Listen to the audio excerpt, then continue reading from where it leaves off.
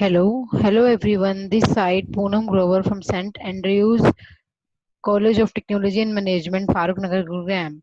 Today I will start my lecture number 14, which are came under Unit 3, under the subject that is Digital System Design for the CSC Electrical 6th semester students. So in my today lecture, I will cover the various VHDL program that should be designed with the help of your behavior modeling, and also we can use in that particular programs your package declaration and package body. So that lecture is very important for you.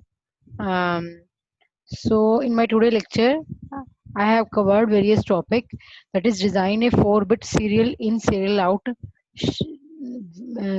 shift register with the help of VHDL, design a 4-bit serial in parallel out shift register with the help of VHDL, and design a 4-bit up synchronous counter, then design a 4-bit down synchronous counter, then design a 4-bit up and down synchronous counter, and one more programs, that is design a D flip-flop with asynchronous reset. So these all are the topic are very important for you. Clear?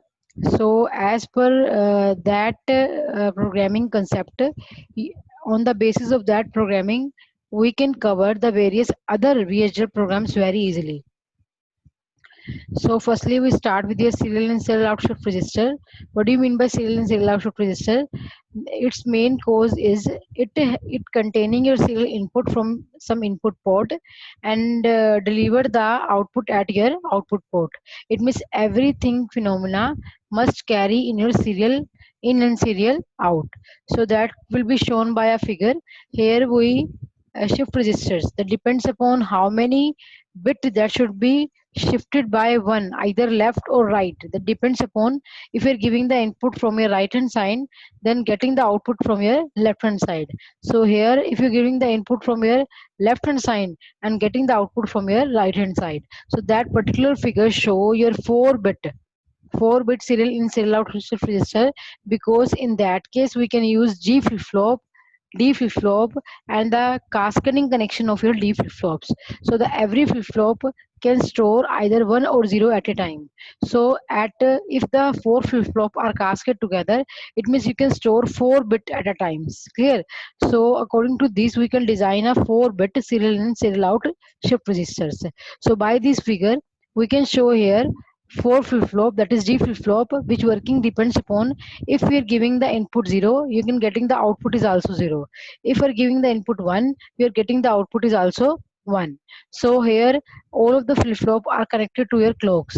So the clock to each and every flip flop apply simultaneously. So that's why that is a type of your synchronous shift registers. Clear? Next है आपका, what do you mean by reset? Reset means if the counting, if you start the phenomena for shifting the bit either left or right, that depends upon whether you're shifting the bit starting from your right hand side and getting the output from your left hand side, or either that case will be reversed now from left to right. So before starting the operation, and you getting the input from your input port and shift one by one bit to your other flip flop as per the positive edge of the clock.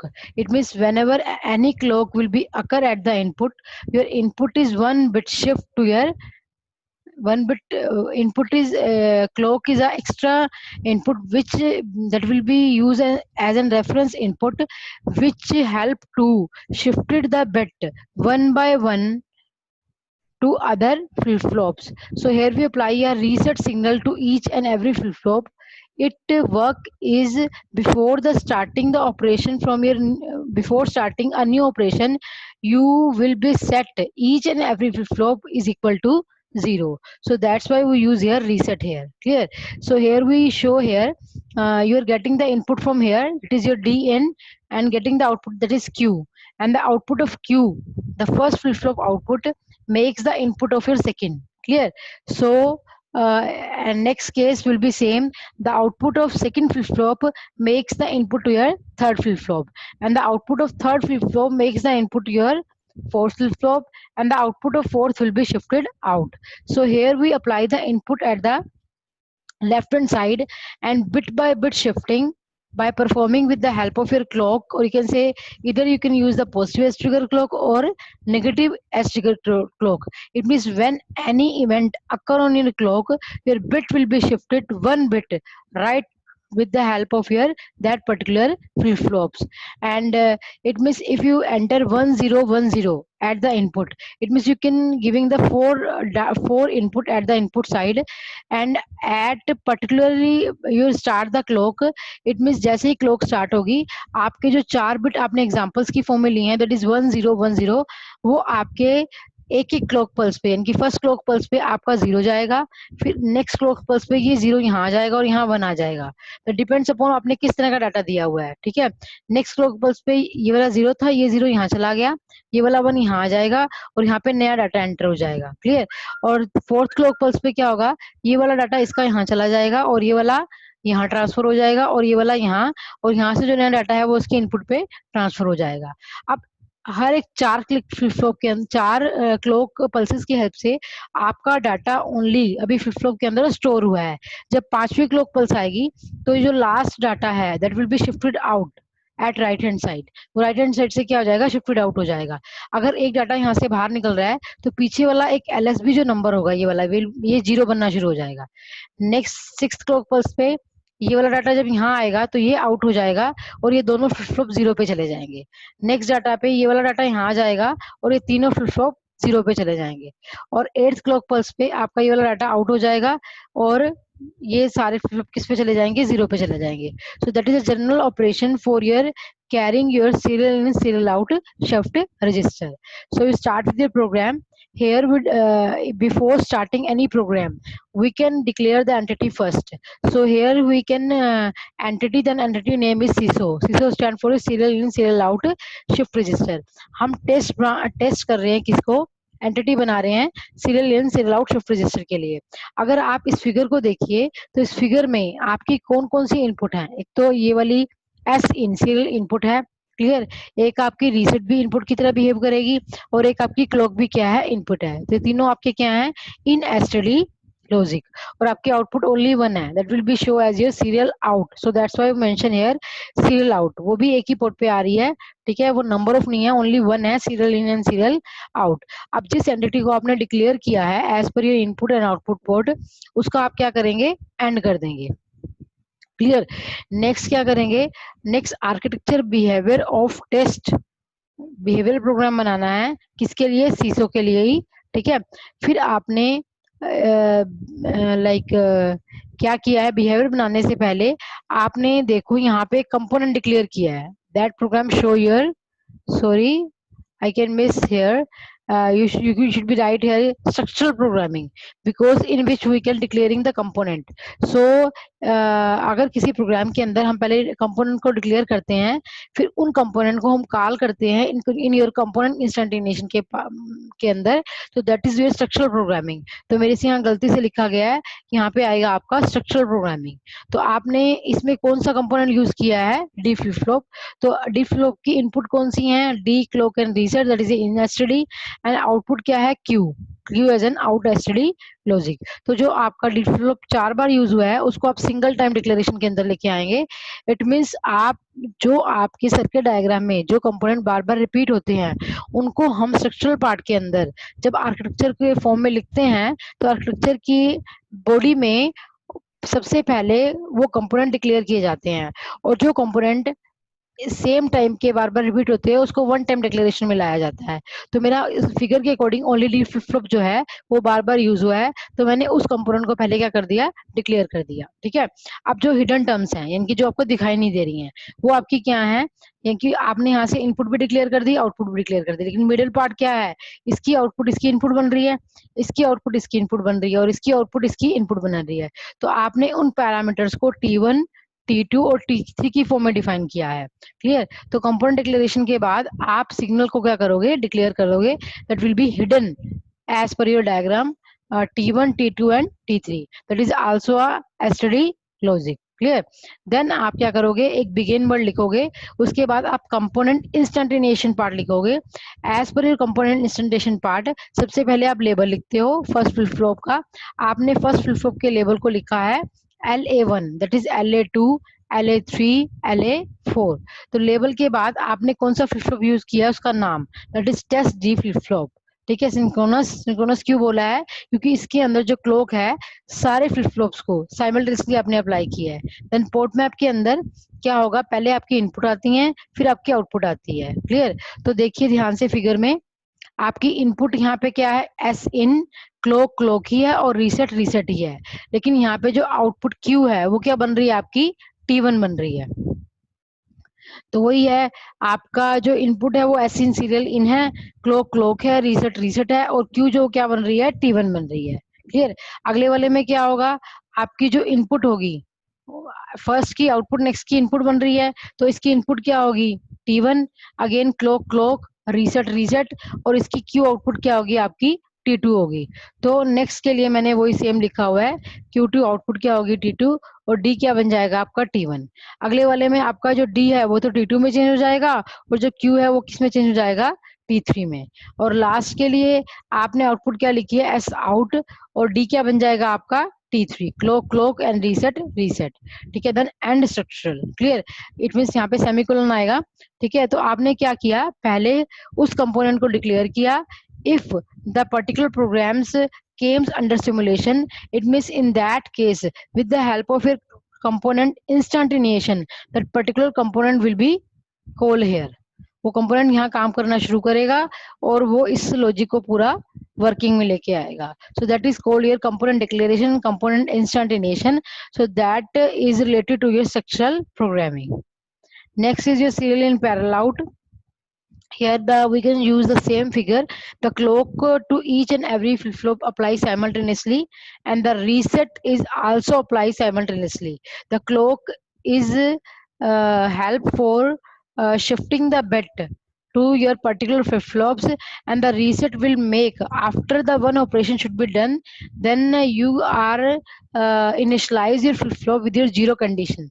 So reset will be makes your every flow will becomes into at a zero condition. So here we input apply your serial in, but the output is serial out here by the use of your parallel lines. So that's why its name is serial in parallel out shift registers. So again आपने क्या किया है, entity बनाई है, test किया है, यहाँ पे लिखेंगे सीपो, सीपो डिफ्लॉप सिंथेसिस इज, पोर्ट के अंदर आपकी इनपुट कौन सी है, डी है, क्लॉक है, रीसेट है, और आपकी आउटपुट क्या आ रही है, क्यू है। तो आपने डी, क्लॉक और रीसेट को एज एन एसटीडी लॉजिक करवाया काम, और क्यू को as an output STD logic काम करवाया, और लास्ट में उस एंटिटी को आपने क्या कर दिया, एंड कर दिया। क्लियर? अब आपने इस प्रोग्राम के अंदर बिहेवियर स्टाइल मॉडलिंग यूज किया है, क्यों, क्योंकि इसके अंदर मैं क्या यूज कर रही हूँ, process.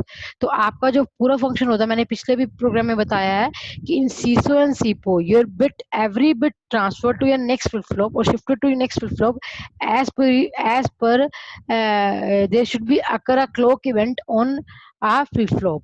So in that case we apply a process with clock.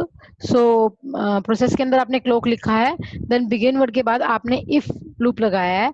अगर आपकी clock event and clock is 1, अगर आपकी क्लॉक क्या है, पॉजिटिव एज ट्रिगर्ड है, आपने 1 पे सेट की हुई है, और उस केस में इफ अगर आपकी क्लॉक भी 1 है और रीसेट भी 1 है, तो अगर रीसेट 1 है तो वो डिवाइस को 0 करती है, डिवाइस को ऑफ करती है, तो सारे फ्लिप फ्लॉप क्यू की आउटपुट को क्या जाएंगे, 0 से असाइन हो जाएंगे। क्लियर?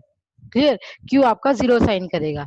एल्स लेकिन अगर वो रीसेट 1 नहीं है, तो क्लॉक इवेंट के अकॉर्डिंग आपकी जो आउटपुट है, जो डी है, वो किसको चली जाएगी, क्यू को चली जाएगी। अगर हम फिगर को देखें, अगर आपने रीसेट अप्लाई किया हुआ है और क्लॉक भी अप्लाई की हुई है, तो क्लॉक 1 है और रीसेट भी 1 है, तो रीसेट के 1 होने की वजह से आपके सारे flip flop will be initialize at your 0। So output क्या आएगी, 0 0 0 0। बट अगर रीसेट एल्स कंडीशन में अगर आपका रीसेट 1 नहीं है, तो as per your clock event your input is transfer to your output of your plus flip flop. It means Q is equal to ये क्या आ जाएगा आपका T1। तो वही चीज मैंने यहाँ मेंशन की हुई है, दैट इज सॉरी, हाँ हेयर। तो क्यू इज 0 जा रहा है, नहीं अदरवाइज क्यू क्या जा रहा है, ड्यू। अब अगर आपने 2 बार इफ करवाया था, दोनों बार एंड इफ होगा, and process end end behaviour. Clear. So that, तो आपने अभी एक लॉजिक बताया है इस फ्लिप फ्लॉप के अकॉर्डिंग कि अगर तो आपका रीसेट 1 है तो सारे फ्लिप फ्लॉप 0 पे गए, लेकिन अगर रीसेट 0 है तो फर्स्ट की आउटपुट क्या बन रही है, इनपुट। लेकिन अभी बाकी लॉजिक के बारे में नहीं बताया। तो पूरे बिहेवियर को एक्सप्लेन करने के लिए इस पार्ट के अंदर उसने क्या किया है, जिस जो बिहेवियर है वो एक कंपोनेंट पे डिपेंड है, that is called your D flip flop. तो आपने क्या बनाया, एक पैकेज बना दिया डी फ्लिप के ऊपर, ठीक है। तो पैकेज क्या बनेगा आपका, package D flip flop, sorry यहाँ आपने वो कंपोनेंट डिक्लेयर किया है, वो कंपोनेंट क्या है आपका, डी फ्लिप फ्लॉप, ठीक है। और हर एक डी, अगर आप एक सिंगल डी फ्लिप फ्लॉप इसमें से उठाएं तो वो डी फ्लिप फ्लॉप के अंदर आपकी क्लॉक और रीसेट और एस इन इनपुट है और क्यू क्या है आपकी आउटपुट है। तो वही मैंने यहाँ शो की हुई है, that is d clock and reset as an input and q as an output, ठीक है। कंपोनेंट क्या हो गया, एंड हो गया, ठीक है। देन क्या किया आपने, एक तरह का उसका पैकेज बना लिया, उस कंपोनेंट को ऐसे पैकेज की फॉर्म में डिक्लेयर किया हुआ है, ठीक है। अब अगर आपने उस पैकेज को, it means that programme should be based on using a package declaration, ठीक है। आपने जो कंपोनेंट बनाया है उसको पैकेज की फॉर्म में क्या किया है, यहाँ पे डिक्लेयर किया है इन दैट पार्ट, क्लियर यहाँ, क्लियर। उसके बाद अगर उसका पैकेज बनाया था तो and package D flip flop करेंगे अगेन, फिर आप क्या करेंगे, वही सेम। अगर आप एक, आपने क्या बनाना है, सीपो बनाना है, सीरियल इन पैरेलल आउट, उसकी एस इन इनपुट है और क्लॉक एंड रीसेट भी क्या है, इन एसटीडी लॉजिक वेक्टर। लेकिन अगर हम फिगर को देखें तो हमारी 4 आउटपुट आ रही हैं, तो 4 आउटपुट के लिए आपने क्या यूज किया, 3 डाउन्स टू 0, ठीक है। फिर आपने किस स्टाइल से बनाना है प्रोग्राम, बिहेवियर से बनाना है। तो वही सेम जो बिहेवियर में हिडन फाइल्स थी as per your previous program, वो लेनी पड़ेंगी आपकी, क्योंकि आपकी जो फर्स्ट की आउटपुट है वो नेक्स्ट की इनपुट बन रही है। तो हमें कैसे पता चलेगा कि किसकी क्या आउटपुट आई है, क्यू क्या बन रही है, टी1, और टी1 इसके लिए क्या बन रही है, इनपुट बन रही है। तो मैंने मिडिल पार्ट को ऐसे सिग्नल क्या करवा दिया, डिक्लेयर करवा दिया, in case of your behaviour programming using package declaration, ठीक है। तो मैंने वो पैकेज की फॉर्म में वो कंपोनेंट को बिहेवियर के अंदर डिक्लेयर करवा दिया। नेक्स्ट वही सेम केस, आप कंपोनेंट इंस्टेंटेनिएशन करेंगे। देन आपने क्योंकि कंपोनेंट पहले डिक्लेयर कर रखा है तो आपने क्या किया, L11 वही सेम डी इन एस इन बनेगा, क्लॉक क्लॉक रीसेट रीसेट, और क्यू का फर्स्ट क्या बनेगा, T1, अगले वाले का क्यू क्या बनेगा, T2, अगले वाले का क्यू क्या बनेगा, T3, और लास्ट का q equal to s out. तो इस तरह आप कंपोनेंट इंस्टेंटेशन करके उन, इसका मतलब क्या है कि एस आउट 0 T1 है, एस आउट 1 2 है, एंड बिहेवियर। इसे क्या पता चलता है कि आपने वो पैकेज बनाया किसका, डी फ्लिप फ्लॉप का, उसको अपनी प्रोग्रामिंग के अंदर यूज किया, ठीक है।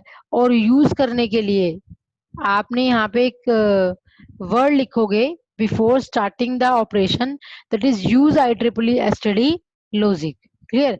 इट मीन्स जो कंपोनेंट आपने डिक्लेयर करवाया है वो आपके पैकेज के फॉर्म में आपके प्रोग्राम के अंदर क्या हो जाएगा, यूज हो जाएगा, clear. So that will be all about your सीपो।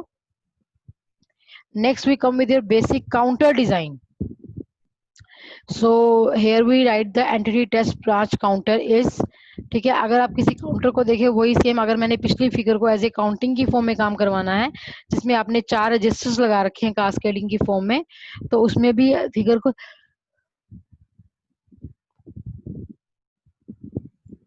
सॉरी, तो अगर आपने काउंटिंग करवानी है तो आपने सपोज मान लेते हैं कि पिछले एग्जांपल में जैसे आपने शिफ्ट रजिस्टर के लिए 4 फ्लिप फ्लॉप लगाए हैं, तो इसमें भी देखिए कि आपका 4 बिट काउंटिंग हो रही है। इट मीन्स फर्स्ट जब काउंटिंग स्टार्ट होगी तो सारे फ्लिप फ्लॉप की इनपुट क्या होगी, 0 0 0। At the start of your first clock pulse the counting start from your 0 0 0 1, again 0 0 1 0, again 0 0 1 1 and up to 1 1 1। तो इस तरह आपके फ्लिप फ्लॉप क्या करेंगे, आपकी 0 0 से लेकर 1 1 1 तक क्या करेंगे, काउंटिंग करेंगे, क्लियर, ठीक है।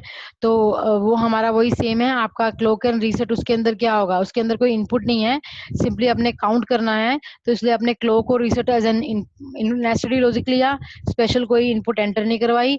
और सी काउंट जो होगा वो आपका आउट एसटीडी लॉजिक होगा, लेकिन उसके अंदर काउंट किसके ऊपर डिपेंड करता है, 4 वैल्यूज के अकॉर्डिंग काउंट करना है। So that's why we declare a vector 3 downs to 0, and counter कर दिया। अब उस काउंटर को आप किसके अकॉर्डिंग बना रहे हो, बिहेवियर के अकॉर्डिंग बना रहे हो, ठीक है। और आपने जो लाइक काउंटिंग लोगे, उसमें आपने जो काउंटिंग की आउटपुट आएगी from in the case of your signal, आपने टेम्प नाम का डिक्लेयर करवाया है। जो टेम्प नाम का सिग्नल है वो फर्स्ट क्लॉक पल्स पे आपकी क्या शो करेगा, 3 down to 0, it mean 4 value show करेगा, 0 0 0 0, ठीक है, then 0 0 0 1। It mean final value आपकी शो होने से पहले टेम्प नाम के सिग्नल के थ्रू टेम्परेरी वो इसमें शो होगी। जैसे ही आपका प्रोसेस के अंदर क्लॉक के ऊपर कोई इवेंट अकर होगा, ठीक है, देन बिगिन, इफ अगर रीसेट 1 है तो काउंट की वैल्यू क्या आएगी, 0 0 0 आएगी, और टेम्प में भी आपका 0 स्टोर हो जाएगा, क्लियर। लेकिन अगर एल्स, अगर इसके अलावा है तो हर बार टेम्प की वैल्यू जो 0 0 0 है उसमें 1 एडिशन होती जाएगी, क्लियर। यानी कि जब आपका रीसेट 1 है तो उसने क्या किया, काउंट की वैल्यू को 0 0 0 शो कर दिया, क्योंकि रीसेट आपके डिवाइस को ऑफ करता है, इसलिए वो सारे रजिस्टर्स को, सारे काउंटर को जो आपने फ्लिप फ्लॉप लगा रखे हैं उनको इनिशियलाइज कर देगा 0 0 0 से। तो आपका टेम्प जो टेम्परेरी आपने आउटपुट को शो करने के लिए टेम्परेरी एक सिग्नल डिक्लेयर कर रखा है, उसकी वैल्यू भी क्या जाएगी, आपकी 0 साइन होगी। एल्स, एल्स मीन्स अगर रीसेट 1 नहीं है, अगर रीसेट 1 नहीं है तो एज पर दी क्लॉक इवेंट, यानी कि as per your clock, temp की इनपुट क्या है, 0 0 0, उसमें हर बार 1 ऐड होता जाएगा, क्लियर। तो जैसे जैसे 1 ऐड होता जाएगा आपका काउंटर काउंटिंग स्टार्ट करना शुरू कर देगा, फ्रॉम 0 0 0 से लेकर 1 1 1 तक। आपने अब जो चीज शुरू करवाई है एंड इफ, ठीक है, लास्ट में जो वैल्यू आएगी फाइनल वैल्यू टेम्प की, वो किसको असाइन हो जाएगी, सी काउंट को, एंड प्रोसेस एंड बिहेवियर, ठीक है। तो जब आप उस प्रोग्राम को सिमुलेशन में जाके रन करोगे तो आपको फिगर में कुछ इस तरह से दिखेगा, ये क्लॉक है, ये रीसेट, काउंट कहाँ से लेकर कहाँ तक है, फ्रॉम 3 डाउन टू 0 तक है। ऐसे ही मैंने जो लाइक डाउन काउंटर है वो मैंने यूजिंग जेके फ्लिप फ्लॉप बनाया है, ठीक है। तो आपको एग्जाम में इस तरह से भी क्वेश्चन आ सकता है कि you make a up counter और इधर down counter with the help of any flip flop, either from D flip flop, either from JK flip flop, or any other flip flop. But we can use only D or JK flip flop, having various advantage, because the D flip flop carry your one input. So that's why if you apply the input 0, you're getting the output 0. And the reverse case, you apply the input 1, you're getting the output is also 1. But in case of JK provide a one extra facility at 1 1, as per your SR NAND gate, or you can say SR flip flop using NAND gate, that will be came under one disadvantage. At 1 1 you will be came under intermediate state, it means non-existent state. So that error will be, or you can say race around condition will be overcame by the use of कि आप कैसे करोगे कि जेके को जब 1 1 पे रखते हो तो जेके की उस लाइक कंडीशन होती है कि अगर जेके 1 1 पे है तो उस टाइम में वो टॉगल करता है, यानी कि अगर वो टॉगल करता है तो टॉगल की वजह से उसकी काउंटिंग क्या होगी, 0 से 1 1 से 0 में चेंज होती रहेगी। तो अगर आप नोटिस करो बारीकी से कि अगर आपने 4 बिट की ट्रूथ टेबल बनाई है तो हर बार आपके बिट्स चेंज होते रहते हैं, 0 0 0, देन 0 0 0 1, 0 1 में चेंज हो गया, देन 0 0 1 0, कुछ बिट 0 से 1 में हुई, कुछ बिट 1 से 0 में हुई। तो इस तरह बिट के चेंज होने से आपकी काउंटिंग क्या होती रहती है, स्टार्ट होती है फ्रॉम 0 0 0 से लेकर 1 1 1 1 तक। तो मैंने अपने इस प्रोग्राम में आपका डाउन काउंटर बनाया है using JK flip flop, clear. लेकिन इसके अंदर आपको फिगर का पूरे डिटेल में जाने की जरूरत नहीं है, सिंपली आप फिगर की इनपुट्स देखिए और आउटपुट देखिए और आपने उसके अकॉर्डिंग प्रोग्राम बनाना आप शुरू कर सकते हैं, क्लियर। तो मैंने वही सेम कुछ लाइब्रेरी फाइल्स ऊपर मेंशन की हुई हैं, ठीक है। आपने क्या बनाना है, डाउन काउंटर बनाना है। अगर आप फिगर को देखें तो आपकी इनपुट क्या है, एक तो क्लॉक है और एक आपका यहाँ पे जो एस लोड है वो एक तरह का आपका रीसेट का काम करेगा, एस लोड को रीसेट के नाम से भी लिख सकते हैं। तो क्लॉक और रीसेट आपकी इनपुट हुई और क्यू क्या हुई, आपकी आउटपुट हुई। तो इसमें भी आउटपुट क्या है, डाउन काउंटर है तो उसने डाउन काउंटिंग करनी है, कहाँ से लेकर कहाँ तक, 1 1 1 1 से लेकर 0 0 0 0 तक।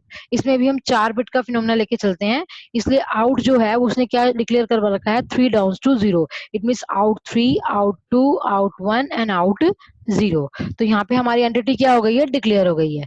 देन आपने उसको प्रोग्राम को कवर करना है अगेन, जैसे आपने पिछले प्रोग्राम में आउटपुट को एक टेम्प नाम के वेरिएबल से शो किया था, वो टेम्प को आपने नाम दिया था 3 down to 0, it mean temp 3, temp 2, temp 1 and temp 0, ठीक है। और प्रोसेस के अंदर आपने क्लोक करवा दिया, वही सेम फिनोमेना यहाँ यूज किया है। उसने क्या किया, अगर कोई इवेंट क्लोक पे अकर होता है, ऊपर से आपकी जो एसलोड बिट है वो 0 है, तो यहाँ पे जो एसलोड बिट है उसमें रीसेट जो है वो 1 थी, तो सारे फ्लिप फ्लॉप 0 पे चले गए थे। इसमें जो अगर एसलोड बिट है अगर वो 0 है तो टेम्प को क्या जाएगा 111, फाइनल वैल्यू असाइन होगी। कुछ बिट चेंजेस किए गए हैं, लेकिन अगर यहाँ पे आप रीसेट ही यूज करते और उसको 1 करते तो ये सारी क्या हो जाती, 0 0 हो जाती। लेकिन अगर आप रीसेट यूज करके उसको 0 करते तो सारी बिट टेम्प को क्या असाइन हो जाती, 111। क्लियर। तो आप किसी भी वे से यूज कर सकते हैं, लेकिन अगर आपका एसलोड 0 नहीं है, it means only clock consideration में आएगी। तो अगर वो एसलोड 0 नहीं है तो जो काउंटिंग की वैल्यू है उसमें से 1 डिक्रीमेंट होना शुरू हो जाएगा एल्स में जाके। तो आपने काउंटिंग कहाँ से स्टार्ट की है, 111 से, तो टेम्प की वैल्यू क्या आई है, ऑल वंस, उसमें से ऑल वंस में किसको शो कर रहा है, 15, 15 में से 1 माइनस करोगे तो कितना आएगा, 14। तो 14 का कोड क्या होता है, 1110। क्लियर। अगेन 13 का कोड क्या बनेगा, 1101। देन 12 का कोड क्या बनेगा, 1100। एंड आप काउंटिंग करते करते डाउन तक आओगे 0000। क्लियर। तो आई थिंक एक चीज आपको क्लियर होगी होंगी, बस सिंपली एक ही फर्क आया है, आप यहाँ पे एसलोड की बजाय रीसेट भी यूज कर सकते हो, ठीक है, जैसे आपने पिछले प्रोग्राम में यूज किया है। बस उसमें फर्क ये है कि उसमें जब रीसेट 1 था तब आपके टेम्प को 0 0 0 साइन हुआ था, लेकिन अगर यहाँ रीसेट 0 करते हैं तो टेम्प को फाइनल वैल्यू साइन होगी 111। इट मीन्स आपने डाउन काउंटिंग करनी है जो कि 111 से स्टार्ट होगी और कहाँ तक जाएगी, 0000 तक। अब आपने इफ को 2 बार स्टार्ट करवाया तो 2 बार एंड इफ करवाया, एंड प्रोसेस, और लास्ट में आपकी जो टेम्प वैल्यू किसको साइन आ जाएगी, क्यू को।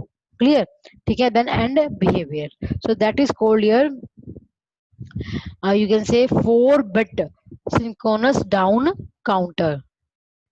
Again you come with your design a 4-bit up and down counter. So before make the procedure clear with the help of your state diagram which we will mention here. मैंने एक state diagram बनाया हुआ है, इस state diagram के अंदर मैं counting 0 0 0 से स्टार्ट करके कहाँ तक जा रही है, फाइनल वैल्यू 1 1 तक जा रही है। क्लियर। और आप अगर इसका रिवर्स केस शुरू करें तो काउंटिंग जो है 1 1 से स्टार्ट होकर कहाँ तक जाएगी, 0 0 0 तक। इट मीन्स आपने इस प्रोग्राम में दोनों काउंटर एक साथ साइमल्टेनियसली बनाने हैं with the help of your VHDL code. आप काउंटिंग भी काम करवानी है और डाउन काउंटिंग भी काम करवानी है, ठीक है। तो उसके लिए मैंने सिंपली एक फिगर बनाई है, अगर इसको आप ऊपर से नीचे की तरफ लेके जाओगे तो अप काउंटिंग होगी, अगर नीचे से ऊपर की तरफ लेके आ जाओगे तो आपकी कौन सी काउंटिंग हो जाएगी, डाउन काउंटिंग। तो इन दोनों चीजों को डिफरेंशिएट करने के लिए अगर आपने up and down counter in digital electronics के अंदर पढ़ा हो तो कब आपका पर्टिकुलर काउंटिंग अप काउंटिंग करेगा और कब वो डाउन काउंटिंग करेगा, उसके अकॉर्डिंग आपके फिगर में एक मोड इनपुट यूज होती है। वो मोड इनपुट आपको हेल्प करेगी, that is called mode control input, कि आपने कब अप काउंटिंग करनी है फ्रॉम 0 0 0 से लेकर 1 1 1 1 तक, और कब आपने डाउन काउंटिंग करनी है फ्रॉम 1 1 1 से लेकर 0 0 0 0 तक। क्लियर। तो आपने यहाँ पे लिख रखा है अगर मोड 1 है तो अप काउंटिंग, अगर मोड 0 है तो डाउन काउंटिंग। तो वही सेम है। अब आपके फिगर में क्लोक और क्लियर इनपुट, यहाँ पे रीसेट की बजाय क्या यूज कर लिया उसने, क्लियर यूज कर लिया, चाहे आप रीसेट यूज कर लीजिए। और मोड भी आपका इनपुट की तरह काम करेगा, वो ये बताने में आपकी हेल्प करेगा कि आपने अप काउंटिंग करनी है प्रोग्राम के अंदर या क्या करनी है, डाउन काउंटिंग करनी है। फिर आपने इस प्रोग्राम को वही सेम बिहेवियर के थ्रू बनाया और टेम्प नाम का एक STD logic vector 3 down to 0 show किया हुआ है। और प्रोसेस के अंदर आपने क्लोक और क्लियर दोनों डाले हैं। पिछली बार जो प्रोग्राम कवर किए हैं उसमें हमने ओनली क्लियर ही एज इनपुट ली थी। अब वो कह रहा है कि बिगिन के बाद इफ क्लियर इज 1, अगर तो क्लियर 1 है तो टेम्प को क्या जाएगा, 0 0 0। एल्स इफ अगर क्लोक 1 है तो क्या होगा, तो उसके लिए क्या, क्लोक के साथ साथ मोड का होना भी जरूरी है। क्लोक भी 1 है और मोड भी 1 है, अगर क्लोक 1 है मोड 1 है तो वो टेम्प के अंदर +1 ऐड कर देगा। लेकिन अगर मोड 1 की बजाय मोड 0 है तो क्या होगा, टेम्प के अंदर 1 माइनस हो जाएगा। क्लियर। तो मैं दोबारा फिर बताती हूँ यहाँ से। उसने क्या किया कि उसने ये बताया है अगर क्लियर 1 है, क्लियर, मतलब कि हर एक फ्लिप फ्लॉप को आपने स्टार्टिंग 0 से इनिशियलाइज करना है, तो सारे फ्लिप फ्लॉप किस पे इनिशियलाइज हो जाएंगे, 0 0 0 0 पे। क्लियर, ठीक है। उसके बाद एलसिफ में जाके अगर आपने क्लॉक की वैल्यू को 1 रखा, ठीक है, और साथ में आपने मोड को भी 1 दिया हुआ है, तो मोड आपका हेल्प करता है कि आपने अप काउंटिंग करनी है। अगर आप अप काउंटिंग कर रहे हो तो टेम्प में आपका टेम्प प्लस 1 हो जाएगा। क्लियर, और अगर एल्स एल्स मतलब अगर आपका मोड 0 है तो टेम्प में टेम्प माइनस 1 हो जाएगा। क्लियर, तो आपके दोनों ऑपरेशन साइमल्टेनियसली परफॉर्म होंगे with the help of that particular code. अब आपने इफ को 2 बार स्टार्ट किया है तो 2 बार इफ एंड होगा, एंड प्रोसेस, ठीक है, और लास्ट में जो फाइनल वैल्यू आएगी टेम्प की वो क्यू को साइन हो जाएगी, then end behaviour. Clear, so I will close my program here. So that is all about your up counter, down counter and up and down counter. So up and down counter, that is a very much important topic as per your exam. So please read these carefully with the help of your notebook, or either some you can books refer either जय भास्कर और either Yogesh Mishra. तो आप अच्छे से पढ़ के जाना इस टॉपिक को, मैंने अपनी तरफ से पूरा समझाने की कोशिश की है आपको। ठीक है, नेक्स्ट है आपका, मैंने इसके अंदर एक प्रोग्राम एंटर किया है, counter with, or you can say not counter, that is flip flop with asynchronous reset। मैंने एक फ्लिप फ्लॉप बनाया है जिसको मैंने asynchronous reset पे सेट किया हुआ है। तो इसका मतलब क्या है कि डी फ्लिप फ्लॉप बनाना है जिसकी क्लॉक और रीसेट एज इनपुट है, और आप यहाँ पे उसकी इनपुट अप्लाई कर रहे हो। क्लियर, और आपको आउटपुट यहाँ पे मिल रही है। ठीक है, तो डी फ्लिप फ्लॉप का अगर आप टोटल देखो तो डी फ्लिप फ्लॉप में क्या होता है, अगर इनपुट 0 है तो आउटपुट 0 आती है, अगर इनपुट 1 है तो आउटपुट क्या आती है, 1 आती है। तो वही सेम आप एंटिटी डी फ्लिप फ्लॉप को एसिंक्रोनस रीसेट, मतलब उसका लॉजिक आपको यही क्लियर हो जाएगी कि what do you mean by asynchronous reset. तो आपके फिगर को देखने पर आपका डी क्लॉक और रीसेट वो आपका क्या है, इन एसटीडी लॉजिक है, और क्यू क्या है आपका, आउट एसटीडी लॉजिक है। क्लियर, अब आपने प्रोसेस में जाके क्या करवाया है, वही सेम क्लॉक और रीसेट के ऊपर प्रोसेस लगा रहे हो। अगर रीसेट 1 है तो क्यू क्यू क्या जाएगा, 0 जाएगा, लेकिन अगर रीसेट 1 नहीं है तो वो क्लॉक के अकॉर्डिंग काम करेगा। इट मीन्स अगर कोई इवेंट क्लॉक के ऊपर अकर होता है, यानी कि क्लॉक पॉजिटिव एज ट्रिगर्ड है, तो जब भी क्लॉक 0 से 1 पे चेंज होगी तो आपकी डी वैल्यू किसको साइन हो जाएगी, क्यू को साइन हो जाएगी। Clear, and if end process then end behaviour. Clear, it means asynchronous reset means आपने उस डिवाइस को एसिंक्रोनसली पहले रीसेट किया है विद द हेल्प ऑफ फिर 1 एक्स्ट्रा इनपुट रीसेट। अगर रीसेट को 1 देते हो तो सारे जो आपका फ्लिप फ्लॉप है वो 0 से स्टार्ट करेगा, ठीक है, और वो क्लॉक के चेंज होने का वेट करेगा। और सेम टाइम पे अगर एल्सिफ आपकी क्लॉक 1 हो जाती है तो वो इनपुट जो है वो आउटपुट को असाइन हो जाएगी। क्लियर, यानी कि रीसेट ने तो उस डिवाइस को ऑफ कर दिया, लेकिन जैसे ही क्लॉक के ऊपर इवेंट अकर हुआ एल्सिफ में जाके, ठीक है, यानी कि तब आपका रीसेट कंसिडर नहीं होगा, ओनली क्लॉक कंसिडर होगी। ठीक है, तो क्लॉक जैसे ही क्लॉक के ऊपर कोई इवेंट अकर हुआ तो उस टाइम में आपकी इनपुट वैल्यू किसको असाइन हो गई है, क्यू को असाइन हो गई है। Clear, so that's why end if then end process end end behaviour. Clear, तो आई थिंक ये चीजें आपको समझ में आ गई होंगी। ठीक है, so I will in my today lecture I will cover various topic, that is your shift register, that is serial in, serial out, and serial in parallel out. I will share 2 example, ठीक है, so please you can read with the help of book the program which are based upon your PSO, parallel in, serial out and parallel in, parallel out, which are not discussed in my slides.